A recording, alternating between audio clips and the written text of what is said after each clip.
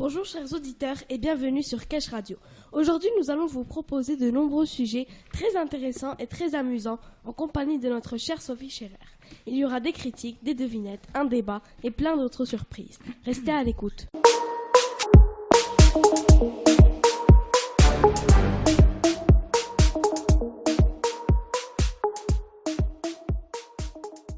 Désolés chers auditeurs, mais nous sommes interrompus par les forces de l'ordre qui ont un message à vous faire passer. Je laisse la parole à mademoiselle Iwa. Nous recherchons une femme nommée Sophie Scherer, qui est accusée d'avoir tué l'huile d'olive alors qu'elle ne meurt jamais. Elle a commis aussi une série de crimes très graves. Elle a kidnappé l'hamster de Mathilde, puis, juste après, elle s'est fâchée avec Cathy, alors que c'est un vrai petit angelot. Elle s'est aussi enfuie de France pour assister à une émission de web radio organisée par les 6e A. Et aussi, j'allais oublier, elle a aussi un rapport avec la mafia sicilienne. La récompense est de 500 000 dirhams. Faites très attention, car elle est très dangereuse et très maligne, car elle a fait des études de criminologie pour brouiller les pistes. Toute personne qui l'aiderait sera condamnée à boire 1 litre d'huile d'argan. Merci pour ces détails précis. Je suis sûre qu'avec ça, nos chers citoyens retrouveront cette criminelle. Et bien sûr, merci à mademoiselle Iba de nous avoir informés.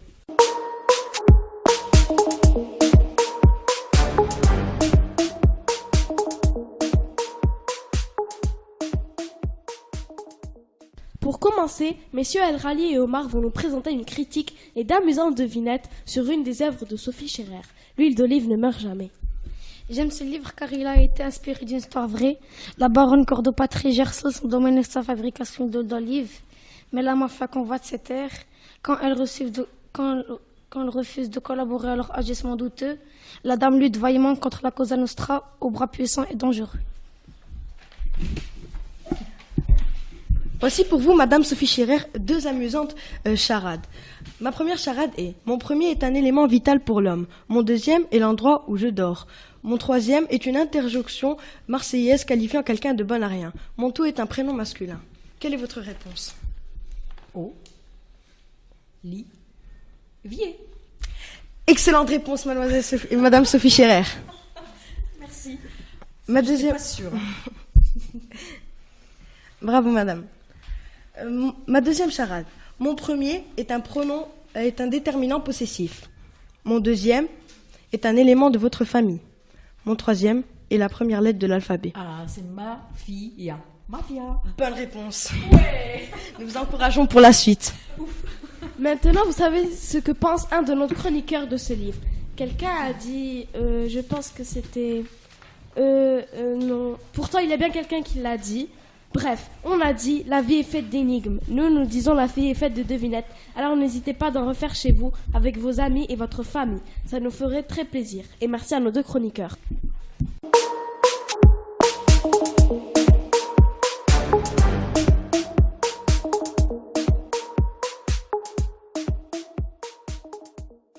Bon, assez papoté, passons au deuxième sujet. Mademoiselle Shainda va nous présenter la mafia sicilienne. Alors Shainda, c'est quoi cette mafia ?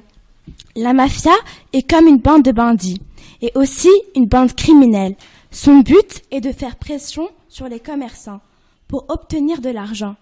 Ils sont menacés et leur commerce risque d'être détruit. Le vrai nom de la mafia sicilienne est la Cosa Nostra. Ce nom a été utilisé après la Seconde Guerre mondiale.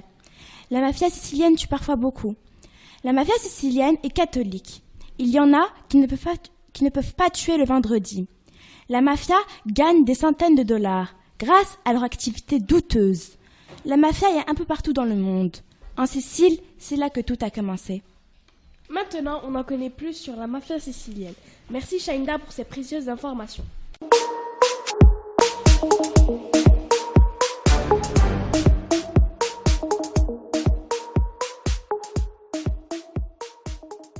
Passons au 3e sujet. Dans le livre L'huile d'olive ne meurt jamais, Olivier a aidé la baronne Cordopatrie. A-t-il eu raison ou pas? Pour répondre à cette question, mademoiselle Yasmine anime un débat. Donc, comme vous l'a dit Zineb, aujourd'hui on va débattre sur le livre L'huile d'olive ne meurt jamais. À votre avis, Olivier a-t-il eu raison de repartir chez la baronne Cordopatrie alors qu'elle lui avait dit que c'était dangereux et qu'il avait eu un premier avertissement de la mafia? Rita et Nassim pensent que Olivier ne devait y retourner, alors que Amine et El Rali, au contraire, pensent qu'il a eu raison de le faire. On va commencer avec toi, El Rali. Je suis pour que Olivier parte chez la baronne Cordopatrie malgré le fait que la mafia lui avait donné un premier avertissement. Mon avis est que s'il ne l'avait pas rejoint, l'histoire n'aurait plus aucun sens. De plus, le passage où il part chez la baronne Cordopatrie est le passage le plus captivant pour le lecteur. Merci. Nassim, as-tu des arguments? À mon goût, il ne devait pas retourner chez la baronne Cordopatrie car la mafia l'avait déjà prévenu sur sa Vespa. Amine, je vois que tu as quelque chose à dire. À toi la parole. El Rali, je suis du même avis que toi, mais je suis contre toi, Nassim. En plus, Olivier est parti chez cette femme parce qu'elle est seule et il n'y a personne pour l'aider. Même si les gens disent que c'est un danger. Il est également parti car il admire une fille. Cette fille a failli se battre pour protéger sa femme. Olivier l'aime. Donc il doit avoir des connaissances sur la baronne. Et grâce à la baronne, il a su qu'il était fort, courageux et généreux. Pour finir, Rita, veux-tu rajouter quelque chose? À mon avis, il ne devait pas retourner, car Madame Cordopatrie l'avait bien prévenu qu'il risquait sa vie en revenant. À ton avis, Yasmine, fallait-il qu'il revienne ou pas? À mon avis, Olivier a fait ce qu'il ne fallait pas faire en repartant chez la baronne Cordopatrie malgré tous les avertissements. Nous voyons que les idées sont partagées. Il nous faut l'avis d'un professionnel. Et pour ça, je m'adresse à vous, Madame Scherer. Qu'en pensez-vous?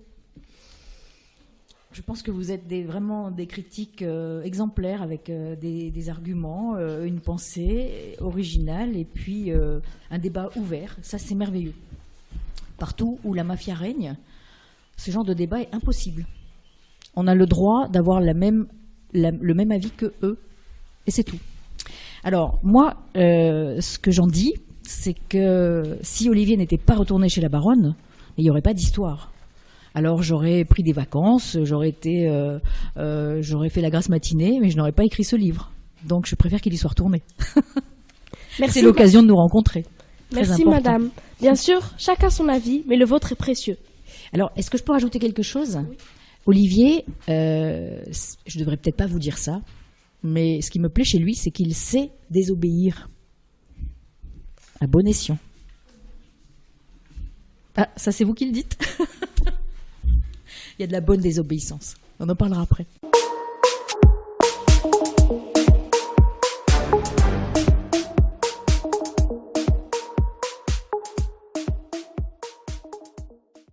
Merci. Et maintenant, Kenza et Sophia vont nous présenter le livre Les hamsters n'ont pas de voix. Bonjour. Mathilde est une fille de famille riche, des jouets plein la tête, des amis avec qui jouer, des centaines de peluches et une grande chambre. Mais il lui manquait encore une chose, une toute petite chose. Une chose petite, mignonne, poilue, unique, et surtout, une chose à qui on peut transmettre tous ses secrets. Eh bien cette chose... je n'ai pas beaucoup aimé ce livre car ce n'est pas de mon âge, mais je trouve qu'il est très bien écrit et aussi que l'idée est superbe d'avoir ramené un hamster à l'école. J'ai bien aimé ce livre car il est facile à lire, mais comme l'a dit Kenza, c'est un livre plutôt pour les élèves de CE2. Par contre, j'adore les livres qui ont de l'émotion et de l'aventure. Madame Scherer, j'aimerais en savoir plus sur ce livre. Pourquoi avez-vous décidé que cet animal serait un hamster? Alors ça, c'est du vécu. J'ai choisi comme personnage pour un livre pour les enfants très jeunes, vous avez raison, le hamster plutôt que le chien, le chat, le poisson rouge ou autre, parce que j'avais vécu ça en famille. Nous, on avait un hamster à la maison et ce hamster était très spécial. C'était un hamster nain, donc tout petit, qui ne grandissait pas. Mais en l'achetant au magasin, personne ne nous l'avait dit. Et donc on l'avait mis dans une cage pour hamsters normaux, mais lui était si fin, si fluet, qu'il s'est échappé entre les barreaux qui devaient normalement l'empêcher de sortir. Et donc j'ai un souvenir d'insomnie et de nuits de cauchemar où le hamster s'était faufilé sous la porte de ma chambre où il y avait une grande bibliothèque et il s'était coincé derrière entre le mur et la bibliothèque. Et il a fallu démonter toute la bibliothèque, sortir tous les livres pendant des heures et des heures pour espérer le retrouver. Il était en panique. Et c'est, je crois, c'est cette nuit-là, enfin plutôt au matin, quand je m'étais reposée, que j'ai eu l'idée du titre, parce que je me disais, mais un autre animal aurait appelé, il aurait crié, il aurait pleuré, il aurait gémi, il aurait chouiné, comme on dit. Hein. Et lui, le hamster, n'avait pas de voix, donc on ne pouvait pas savoir où il était, le repérer simplement au grattement sur le papier peint du mur. Et c'est comme ça qu'il a fallu démonter toute cette bibliothèque pour le libérer. Avez-vous un animal de compagnie? Plus maintenant. Ça, c'est quand ma fille était petite. Maintenant, j'aime bien la liberté des animaux. J'aime bien savoir qu'ils sont dans leur habitat naturel. Et je n'aime pas les zoos, par exemple. Je n'aime plus les zoos, je n'aime plus les cirques. J'aime bien, quand je suis quelque part, même si je n'ai pas la chance de voir les animaux, j'aime bien les imaginer. Vous comprenez? Oui. Peut-être vous n'êtes pas d'accord du tout avec ça. Merci à nos deux chroniqueuses pour cette présentation.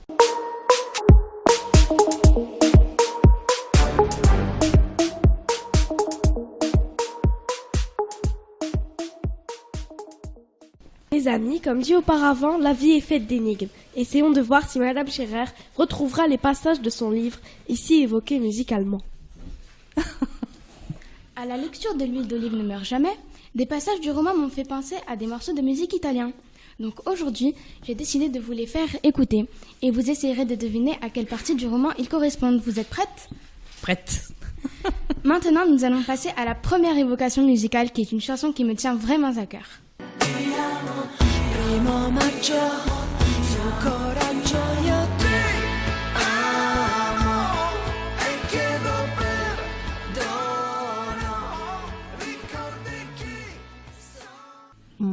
Alors là, ça pourrait s'appliquer à beaucoup de passages du roman, parce que ti amo, ça veut dire je t'aime, et c'est vraiment ce que Olivier, à la fois, a envie de hurler et de chanter, et est trop timide pour dire à Caroline. Donc, je pense au moment où il passe devant son immeuble avec ses parents en voiture pour aller prendre l'avion pour la Sicile.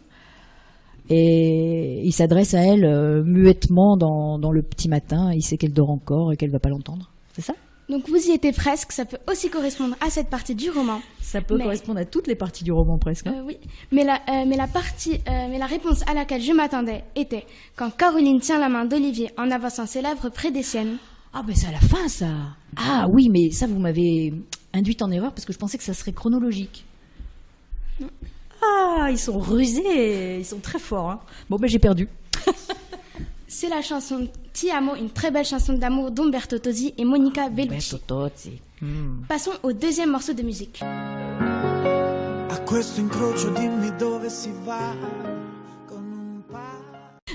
Alors, j'ai une question pour vous. Là, vous parlez tous italien ? Non. Mais vous comprenez les paroles des chansons en italien ? Vous devinez les paroles des chansons en italien ? Moi, je ne connais pas celle-là, et donc je suis incapable de... J'ai pas retenu une seule phrase. Je donne ma langue au chat. Je ne sais pas du tout à quoi ça peut correspondre. Ça a l'air d'un monologue intérieur, comme ça a l'air assez méditatif. C'est peut-être quand Olivier est prisonnier. Ah, vous y étiez encore presque. Presque. Ça peut aussi correspondre à cette partie du roman, mais la réponse à laquelle je m'attendais était le passage où on expliquait ce que faisait la mafia aux enfants de 10, 11, 12 ans. Ah, donc c'est pour ça qu'il y a ce ton de gravité là dans le chant. Hein. Oui. Et c'est la chanson Non Passere du célèbre Marco Mangoni, qui est une chanson triste et pleine d'émotions. Enchaînons avec le troisième morceau qui est connu par toutes les familles siciliennes et qui a traversé le monde entier. Cielo e io, luce d'amori, fuoco che si consuma come lume cori, nei maquillaggi.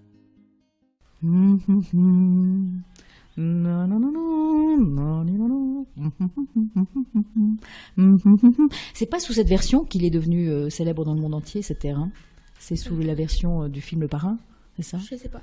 Parle plus bas, car on pourrait bien nous entendre. Je sais pas vraiment.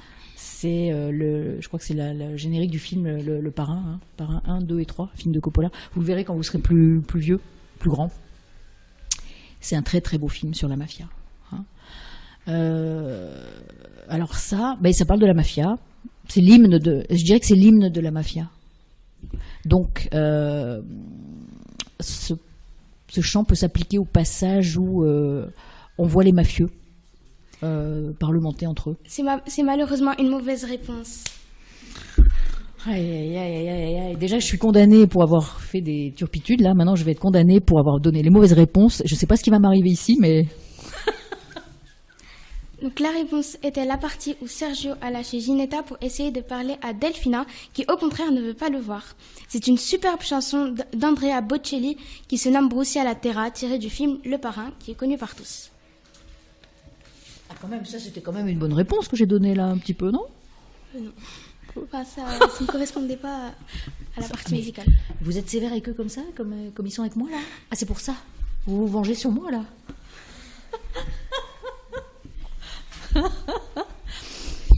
Et maintenant, nous allons passer au 4e morceau de musique qui nous bouleverse.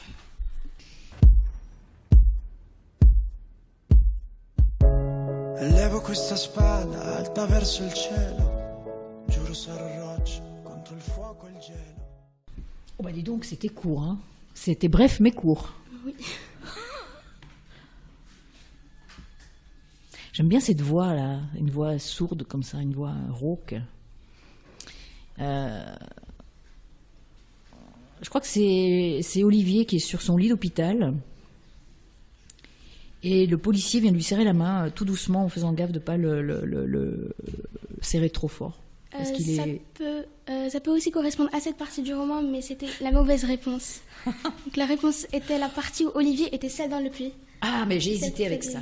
Et j'ai hésité avec celle-là. Ouais. Et c'est Guerrerio, une chanson encore du célèbre Marco Mangoni. Et je trouve que c'est une des parties les plus tristes du roman.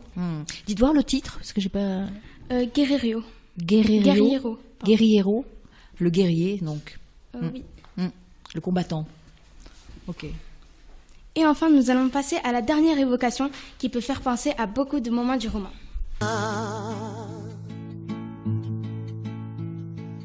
E la pampina di l'oliva, la pampina. Oh, ça me fait penser à une chanson, un chant traditionnel. Et les chants traditionnels campagnards, ce sont souvent des chants de travail, en fait. On les chantait pour se donner du courage, du cœur à l'ouvrage, comme on dit. Et ça a donné des danses, ça a donné des chants traditionnels dans toutes les provinces. Et donc, il y avait des gestes aussi qui accompagnaient ces chants traditionnels, des gestes pour faire la moisson, des gestes pour faire les récoltes. Et là, je dirais que c'est la récolte des olives. Et Voilà. c'est une bonne réponse, c'est bel et bien la partie où Olivier aide à la baronne à cueillir des olives. C'est une excellente chanson qui a pour titre La Pampina di l'Aliva de Rosa Balistreri et qui est un morceau traditionnel sicilien. Ah, je vais pas partir complètement bredouille alors, complètement ridicule. Merci Madame Scherer pour toute votre attention. J'ai beaucoup apprécié votre roman L'huile d'olive ne meurt jamais, qui est un excellent roman très captivant et qui nous montre l'importance de l'huile d'olive. Merci beaucoup. Je disais hors du micro que j'allais quand même pas partir complètement bredouille et avec des réponses fausses à chaque question. Donc ça va, l'honneur est sauf. Et mais moi j'ai des questions à vous poser. Hein. Je peux les poser? Oui. Oui. Maintenant là? Ou il y aura un autre moment plus tard? Après? Tac, je vais patienter alors. Alors Madame Scherer, comment trouvez-vous cet exercice? Eh bien, intimidant, hein, pas facile, très original, très original. Moi, j'aime beaucoup ça. Je le trouve romanesque. C'est un des plus beaux compliments que je puisse adresser à qui que ce soit, spécialement à des jeunes gens. Vous avez vraiment, vous avez compris ce que c'était que le romanesque, c'est-à-dire le goût des surprises, le goût de creuser une question, le goût de, tout d'un coup, comment dire, prendre un sujet et puis décliner plein de possibilités. Moi j'ai écrit, vous avez fait une émission de radio et ça se complète. Ça, c'est merveilleux. Merci à vous et merci à Mariam.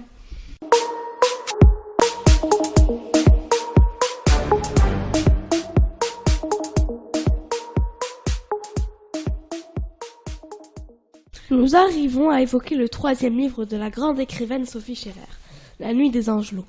Dans ce livre, on parle de la nuit des sorcières. Savez-vous ce que cela signifie? Voilà Tasnim qui va éclairer notre lanterne. La nuit des sorcières est appelée la marche de la Hexenacht en Lorraine, en France. C'est une fête lorraine célébrée la nuit du 30 avril. C'est une tradition de Moselle et de l'Est de la France, ainsi que des pays germaniques qui date de plusieurs siècles.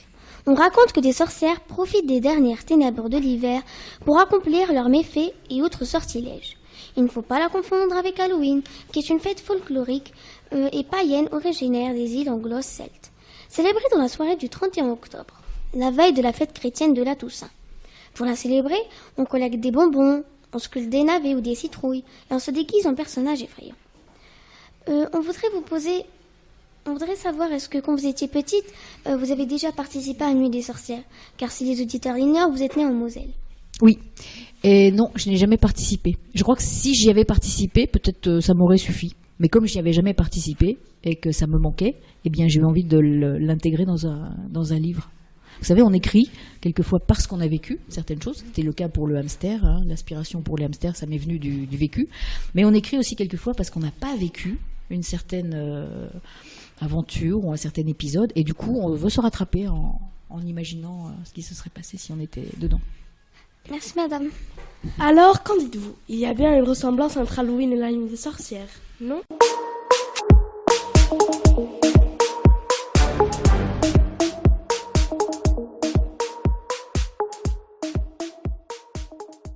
Avant la fin de l'émission, je laisse mademoiselle Rania nous parler de l'autre livre de madame Scherer, intitulé Liberté, égalité, Mathilde. Avant tout, chers auditeurs, je vais vous lire un petit résumé. Mathilde est élue pour défendre les droits et la démocratie. Et croyez-moi, elle va en changer des choses. Pour en savoir plus, voici mes questions. L'histoire a-t-elle une relation avec votre vie? Je prends le temps de réfléchir. Hein. Oui, parce que j'ai eu la curiosité d'assister à un parlement des enfants. Un jour, je voulais absolument savoir comment ça fonctionnait. J'ai rencontré des enfants qui y avaient participé. J'ai assisté au débat, j'ai assisté au discours final. Et donc, j'ai eu la chance d'aller siéger à l'Assemblée nationale. Et j'ai trouvé que les enfants étaient extraordinaires, de souci d'être justes, de précision et de bien commun. Voilà, ça m'a épaté. Et depuis, j'ai en tête une idée de texte qui ne serait pas un roman, mais qui serait plutôt un essai pour défendre le droit de vote des enfants dans différents domaines, beaucoup plus tôt qu'aujourd'hui, donc dès 8 ans. D'ailleurs, si nous avons le temps, j'aimerais bien avoir votre sentiment, votre avis là-dessus. Bien, passons à la suivante. Pourquoi Mathilde veut-elle défendre la démocratie? Alors, justement, je dirais parce que c'est un enfant. Avec ses qualités d'enfant, c'est-à-dire la naïveté, la haine de l'injustice, le souci du bien commun, que c'est quelque chose, je pense, que tous les enfants partagent et certains êtres humains le perdent en grandissant, en devenant plus cyniques, en ayant du pouvoir, et tout d'un coup, l'égoïsme prend le dessus. Mais c'est pas le cas chez les enfants d'âge très tendre, et je compte sur les enfants. Je pense que le monde est en train de se priver d'une façon dommageable, de l'intelligence et de la générosité des enfants. À votre avis, que se passera-t-il si Mathilde n'est pas élue? Elle acceptera le verdict, comme tout bon citoyen démocrate, quoi. Hein, et voilà, elle recommencera peut-être une autre fois, dans un autre contexte, mais elle acceptera le verdict, ça c'est sûr. Elle ne se révoltera pas. Enchaînons avec la prochaine question. Les droits des enfants vous tiennent-elles à cœur? Énormément. Oui, et depuis toujours. J'ai l'impression, depuis que je suis enfant, je suis soucieuse des droits des enfants. Une expression qui ne devrait même pas exister d'ailleurs, parce que les droits de l'homme, comme on dit, ce sont aussi bien les droits de la femme que les droits des adolescents, que les droits des enfants.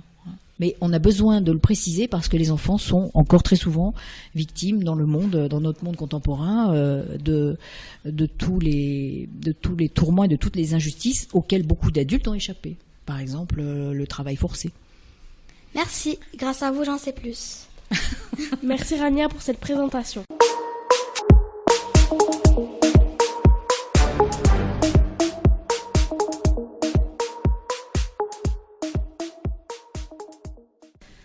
Chers auditeurs, flash info des forces de l'ordre. Que peut-il bien se passer de si grave? Je laisse la parole à mademoiselle Yvan. Je crois qu'on a retrouvé Madame Sophie. Elle participait bien à l'émission de web radio des 6e et la voilà. Je vous remercie, car sans votre aide, on ne l'aurait pas retrouvée. On va bien s'occuper d'elle, ne vous inquiétez pas. Ouh, soulagé. Comme l'agent Iban vous l'a dit, la criminelle est retrouvée. On ne craint plus rien. Chers auditeurs, nous arrivons à la fin de l'émission qui j'espère vous a plu et qui a été enrichissante. Je tiens à remercier nos chroniqueurs, nos techniciens, notre professeur de français Madame Maz, Madame Breton et Madame Sophie Scherer pour avoir accepté de participer à cette émission. Merci à toi Zineb d'avoir animé cette émission. Nous vous remercions tous. Et à bientôt sur Cache Radio. Oh